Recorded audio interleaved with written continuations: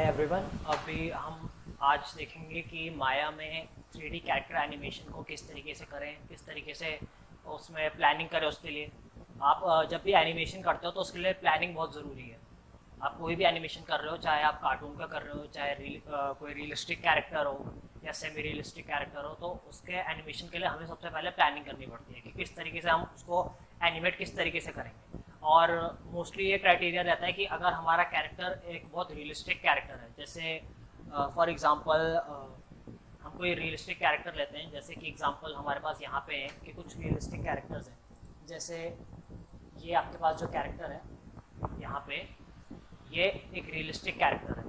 तो इस realistic character पे जो एनिमेशन हम करेंगे वो भी रियलिस्टिक टाइप का होना चाहिए, ठीक है। इस पर हम कार्टूनिश एनिमेशन नहीं करेंगे इन द सेंस कि इस पे एक तो इसकी आप देख लो, जो इसका मॉडल बनाया गया है, जिस तरीके से इसको डिज़ाइन करा गया है, ये एक रियलिस्टिक क्लोज टू मतलब नेचुरल उसके हिसाब से बनाया गया है। तो इस पे एनिमेशन भी हम उसी तरीके का करेंगे जो इसके पर्सनैलिटी को, जो इसके कैरेक्टर को सूट करेगा, ठीक है। तो रियलिस्टिक कैरेक्टर के लिए जो एनिमेशन होगा वो भी रियलिस्टिक स्टाइल का होगा। जैसे आप मोशन कैप्चर, आपको पता होगा मोशन कैप्चर जो होता है वो उसको कई जगह परफॉर्मेंस कैप्चर भी कहते हैं। तो रियलिस्टिक एनिमेशन और मोशन कैप्चर के थ्रू मोस्टली वो कैप्चर कर लेते हैं मैनुअली एनिमेट करने की जगह, क्योंकि रियलिस्टिक एनिमेशन करना काफ़ी ज़्यादा मुश्किल होता है और उसमें काफ़ी ज़्यादा बाउंडेशंस होती हैं आपके पास कि आप ज़्यादा लिबर्टीज़ नहीं ले सकते कैरेक्टर एनिमेशन के साथ, क्योंकि वो एज अ ह्यूमन बॉडी उसको ट्रीट करा जाता है, एज अ कोई ह्यूमन कैरेक्टर हो या कोई एनिमल हो। तो रियलिस्टिक कैरेक्टर में आपको लिमिटेशन रहती है और रियलिस्टिक एनिमेशन बहुत ज़्यादा डिमांडिंग होता है। तो मोस्टली स्टूडियोज अब क्या करने लगे हैं, ह्यूमंस के लिए तो मोशन कैप्चर यूज़ करने लगे हैं प्रॉपरली रियलिस्टिक एनिमेशन से। लेकिन रियलिस्टिक एनिमेशन ऐसा नहीं है कि हम सिर्फ मोशन कैप्चर से ही कर सकते हैं, हम उसको बना भी सकते हैं। तो ये हमारा रियलिस्टिक कैरेक्टर को अगर हम एनिमेट करेंगे तो उसका एनिमेशन भी उसके पर्सनैलिटी को सूट करना चाहिए, कि अगर हम रियलिस्टिक कैरेक्टर एनिमेट करेंगे तो एनिमेशन स्टाइल भी हमारा रियलिस्टिक होगा, ठीक है। नेक्स्ट आ जाते हैं हम सेमी रियलिस्टिक कैरेक्टर्स पे। अब सेमी रियलिस्टिक कैरेक्टर्स का सबसे अच्छा एग्जांपल है डिज्नी और पिक्सार, क्योंकि ये लोग क्या करते हैं, इनके जो कैरेक्टर्स होते हैं ना वो टोटली रियल लगते हैं देखने में और ना ही टोटली कार्टूनिश लगते हैं। कहीं पे एक बीच में एक फाइन ट्यून देके कैरेक्टर को वो इस तरीके से डिज़ाइन करते हैं कि वो कैरेक्टर उसमें कुछ रियल एट्रीब्यूट्स भी होते हैं और कुछ वो कार्टूनिश लुक भी देता है हमें। तो सेमी रियलिस्टिक का सबसे अच्छा वो ये है आपका प्लस पॉइंट कि इसमें आपको एनिमेशन में काफ़ी ज़्यादा फ्रीडम मिलती है। जैसे रियलिस्टिक एनिमेशन में आप बिल्कुल बाउंडेशन रहती है कि आपको बिल्कुल रियलिस्टिक तरीके का मूवमेंट देना है कैरेक्टर को। सेमी रियलिस्टिक में आपके पास ये बाउंडेशन से काफ़ी फ्रीडम मिल जाता है। ऑल्दो बिल्कुल कार्टूनिश नहीं जा सकते हैं, बिल्कुल ओवर द टॉप नहीं कर सकते हैं, लेकिन सेमी रियलिस्टिक में आपके पास ये ऑप्शन मिल जाता है आपको कि आप उस जो ह्यूमन लिमिटेशंस हैं उसको थोड़ा क्रॉस कर सकते हैं, उसके आगे जा सकते हैं। तो सेमी रियलिस्टिक का सबसे अच्छा एग्जांपल यही डिज्नी और पिक्सार का, जैसे आपने टैंगल्ड देखी है। तो टैंगल्ड में जो है उन्होंने जो कैरेक्टर्स डिज़ाइनिंग करे हैं और उनका जिस तरीके से एनिमेशन करा है, आप अगर उसको क्लोजली फॉलो करोगे तो जो कैरेक्टर्स का लुक है वो सेमी रियलिस्टिक है, ठीक है। और जो उनका एनिमेशन स्टाइल है वो भी उसी को मैच करता है। बहुत ज़्यादा कार्टूनिश एनिमेशन स्टाइल नहीं है, बहुत ज़्यादा रियलिस्टिक स्टाइल नहीं है, कहीं पे बीच में रियलिज्म और कार्टूनिश के बीच में एक सेमी रियलिस्टिक स्टाइल है, उसको उन्होंने फॉलो करा है कैरेक्टर डिज़ाइनिंग में भी और उस कैरेक्टर का एनिमेशन मूवमेंट करने में भी, ठीक है। तो रियलिस्टिक और सेमी रियलिस्टिक हमने कवर करा अभी कि इनका मूवमेंट किस तरीके का होगा, ठीक है। तो अब हम देखते हैं इसमें कि अगर हम लोग इमेजिनरी कैरेक्टर के बारे में बात कर रहे हैं तो वो किस तरीके से होगा। इमेजिनरी कैरेक्टर आपका ऐसा कोई कैरेक्टर हो सकता है जो एग्जिस्ट नहीं करता है रियल लाइफ में, ठीक है। वो किसी तरीके का कोई एनिमल हो सकता है, किसी तरीके का कोई साइबॉर्ग या ऐसा कोई हो सकता है, हाफ ह्यूमन हाफ रोबोट, कोई इस टाइप का कैरेक्टर जो रियल में एग्जिस्ट नहीं करता। इमेजिनरी कैरेक्टर उसको कहेंगे या कार्टून कैरेक्टर कहेंगे उसको, ठीक है। कार्टून्स जितने भी होते हैं सब इमेजिनरी होते हैं। तो कार्टून्स का तो ओरिजिन ही इमेजिनरी कैरेक्टर्स से है, तो इसको आप इमेजिनरी कैरेक्टर्स या कार्टून कैरेक्टर्स कह सकते हैं, ठीक है।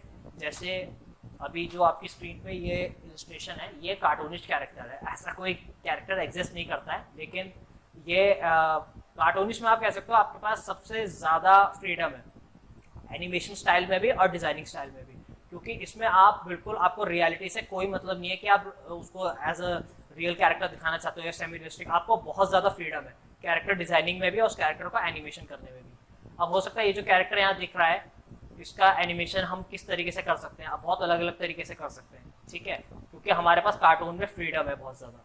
तो कार्टून एनिमेशन में आपका रियलिस्टिक एनिमेशन तो मतलब एक तरीके से रियलिज्म को लिया ही नहीं जाता, कार्टूनिश एक बिल्कुल अलग फील्ड हो जाती है। कार्टूनिश एनिमेशन मोस्टली जैसे आपने देखे हैं, टॉम एंड जेरी है बहुत फेमस एग्जांपल, बाकी और भी बहुत सारे कार्टून्स हैं, तो वो इमेजिनरी कैरेक्टर्स हैं सारे कार्टून कैरेक्टर्स, और कार्टून कैरेक्टर्स पे सारा आप जो एनिमेशन करते हैं उसमें आपको पूरी फ्रीडम रहती है कि आप किस तरीके से उसको डिनोट करना चाहते हैं, ठीक है। कहीं कहीं पे ऐसे भी होता है कि कुछ लोग सेमी रियलिस्टिक कैरेक्टर्स पे भी कार्टून एनिमेशन करते हैं, ठीक है, बहुत ज़्यादा ओवर द टॉप एनिमेशन करते हैं एग्जैजरेट करके, लेकिन मोस्ट प्रोबेबली वो इस डिज़ाइन को फॉलो नहीं करा जाता। ये बहुत रेयर केसेस में होता है, जैसे आपने अभी देखिए अवतार का आपने जो एनिमेशन है उसका मोशन कैप्चर है, एनिमेशन जितना भी था अवतार में कैरेक्टर्स का, तो वो आपने देखा बिल्कुल रियलिस्टिक था, तो वो कैरेक्टर का जो लुक था उसके हिसाब से उन्होंने एनिमेशन करा उसका, ठीक है, उसी हिसाब से मोशन कैप्चरिंग करी और वो मूवमेंट उसमें ट्रांसफर करा गया 3D मॉडल में और हमें रियलिस्टिक एनिमेशन मिला। सेमी रियलिस्टिक जैसे मैंने कहा, सेमी रियलिस्टिक में आपका सेमी रियलिस्टिक भी जो होता है वो परफॉर्मेंस कैप्चर नहीं हो सकता। सेमी रियलिस्टिक परफॉर्मेंस कैप्चर इसलिए नहीं हो सकता क्योंकि उसमें एग्जैजरेशन की बहुत ज़्यादा ज़रूरत होती है। श्योरली आप ये यूज़ कर सकते हो कि एज अ रेफरेंस यूज़ कर सकते हो, किसी आप समझ लो आप किसी एक्टिंग शॉट कर रहे हो, कोई एक्टर है उसका आपने शॉट आपको बहुत अच्छा लग रहा है, बहुत फनी सा शॉट है, तो आप उसको एज अ रेफरेंस यूज़ कर सकते हो। लेकिन अगर आप उसको मतलब फ्रेम बाय फ्रेम एनिमेट करने की कोशिश करोगे बिल्कुल जैसा वो उस फुटेज में, तो आपका जो एनिमेशन बन के आएगा वो कभी कार्टूनिश नहीं बन के आएगा, वो रियलिस्टिक बन के आएगा। तो सेमी रियलिस्टिक में हमें ये बाउंडेशन से ऊपर जाना होता है कि हम ना बहुत ज़्यादा कार्टूनिश जाए कि हम सारी लिमिटेशंस को तोड़ दें, और ना बहुत ज़्यादा रियलिस्टिक की तरफ रहे कि ऐसा लगे कि ये तो एक रियलिस्टिक कैरेक्टर का मोशन कैप्चर है या वो है, ठीक है। तो इस तरीके से हम इसको प्रोसीड करेंगे कि रियलिस्टिक, सेमी रियलिस्टिक और कार्टून कैरेक्टर या इमेजिनरी कैरेक्टर। कार्टून कैरेक्टर बहुत तरीके के हो सकते हैं आपके, ठीक है। कार्टून्स में मैंने जैसे बताया आपको सबसे ज़्यादा फ्रीडम है, अपना एनिमेशन आप किस तरीके से किसी कैरेक्टर को दिखाना चाहते हो, ठीक है। और सेमी रियलिस्टिक में भी आपके पास फ्रीडम है। जैसे जैसे आप कह सकते हैं कि रियलिस्टिक में होते हो तो आपका एनिमेशन करना ज़्यादा मुश्किल होता है एक तरीके से, क्योंकि आपके पास बहुत ज़्यादा लिमिटेशंस होती है, आपको उसे एक बिल्कुल एग्जैक्टली एक ह्यूमन फिगर की तरह चलाना होता है, ठीक है। तो उसमें ज़्यादा, लेकिन सेमी रियलिस्टिक और कार्टून कैरेक्टर्स में ये आपके पास प्लस पॉइंट है कि आप इसमें अपने इमेजिनेशन का बहुत ज़्यादा यूज़ कर सकते हो कि हम इसको किस तरीके से एनिमेट करेंगे, इसकी पर्सनैलिटी किस तरीके से रखेंगे। लेकिन रियलिस्टिक में बहुत ज़्यादा लिमिटेशन है इस बात की कि ये कैरेक्टर किस टाइप से बिहेव करेगा। मोस्ट प्रॉबेबली जैसे एनिमेशन में कहा जाता है कि rules are meant to be broken, तो यहाँ पे भी हम एक रूल ब्रेक कर सकते हैं। ऐसा नहीं है, जैसे आपने टैंगल्ड में जो हॉर्स होता है, इसका नाम मैल्कम होता है मेरे ख्याल से, हाँ मैल्कम होता है, तो उसका आपने एनिमेशन देखा, वो अब जैसे मैंने कहा टैंगल्ड एक सेमी रियलिस्टिक एनिमेशन स्टाइल को फॉलो करती है, लेकिन जो वो वहाँ पे हॉर्स था उसका जो एनिमेशन था वो आपने देखा उस हॉर्स के अंदर डॉग की पर्सनैलिटी थी, ठीक है। तो उन्होंने क्या करा, एक तरीके से वो है तो हॉर्स लेकिन वो बिहेव कर रहा है डॉग की तरह। तो आप कहीं बहुत सेमी रियलिस्टिक ऐसी जगह है जहाँ पे आप इस बाउंडेशन को कई जगह ब्रेक कर सकते हो, इन रूल्स को ब्रेक कर सकते हो, ठीक है।